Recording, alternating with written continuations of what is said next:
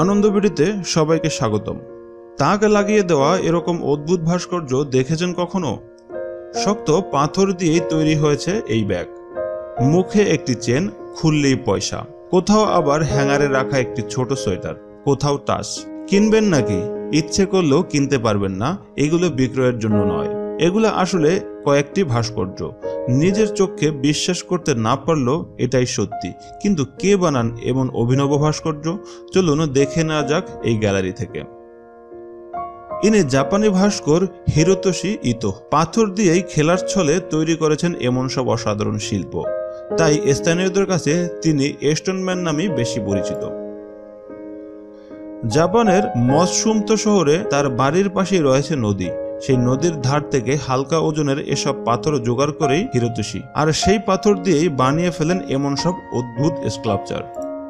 1982 সালে Tokyo national fine arts institute থেকে পাশ করেন হিরোতোশি। এরপর থেকেই এমন অভিনব ভাবনা মাথায় আসে তার।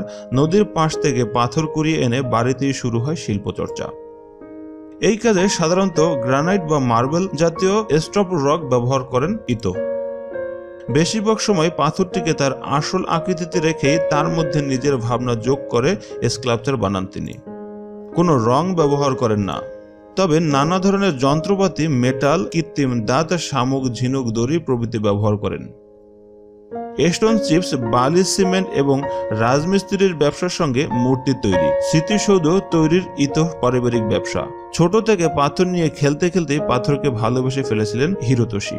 20 বছর আগে মৎসুমতো শহরে প্রথম অ্যানুয়াল ক্রাফট ফেস্টিভ্যালে প্রদর্শিত হয় হিরোতোশির স্কাল্পচার। হিরোতোশি মনে করেন তার সৃষ্টি মানুষকে যদি আনন্দ দেয় সেটাই তার পরম পাওয়া।